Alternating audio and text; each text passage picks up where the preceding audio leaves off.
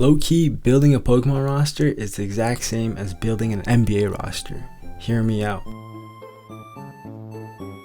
Your starter Pokemon is your high draft pick.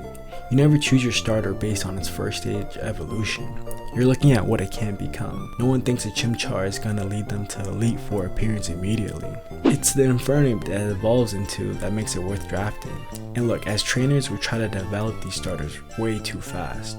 Just like Trae Young in his rookie year, hogging all the shots so he could evolve into a better player as soon as possible. And oftentimes, it's the trainers or coach's favorite. So starters usually get more minutes than role players. Your role players are your Buzellas, Pidgeots, and Butterfrees. These are the complementary pieces to your starter Pokemon. Let's say you're building around a Trae Young. You might want to sign a Clint Capella to help protect the rim. If you pick the Chimchar and keep losing the first round to Roark, you might look to sign a Buizel in the offseason to create mismatches for your team. Sometimes you just have a bad GM, someone who just drafts based on their favorite types instead of balance. So that's how you end up with the 2018 Portland Trailblazers. Dame, CJ, Seth Curry, and Anthony Simon. Then you have your second options, the Gyarados, the Gardevoirs, and Luxrays. Not quite good enough to carry a team by themselves, but they can win you specific series if the matchups are favorable. They help space the floor and take some pressure off your first option. Then you got your HM slaves. These are the dirty work role players, the ones who defend, sit in the corner, rebound, box out, and set hard screens. Their coach doesn't let them try a move. Maybe they stumble into a bucket here and there, but that's about it. They're never developing into stars. In reality, these guys are just lucky to have a roster spot. And then you have your pseudo legendaries.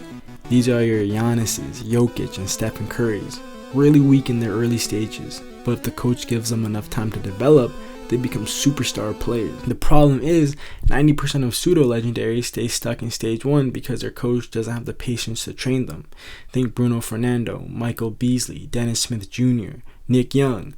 Be wary of these players because once they do get to third evolution, they might butt heads with the star player and become the first option.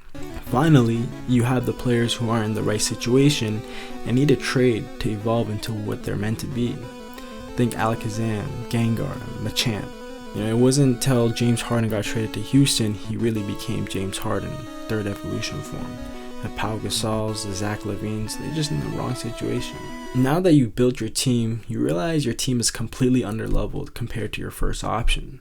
So before going to the Elite Four, you go back to Route 104 to train your role players. This is in March and April of the season when you rest your star players and give minutes to the rookies and role players to develop.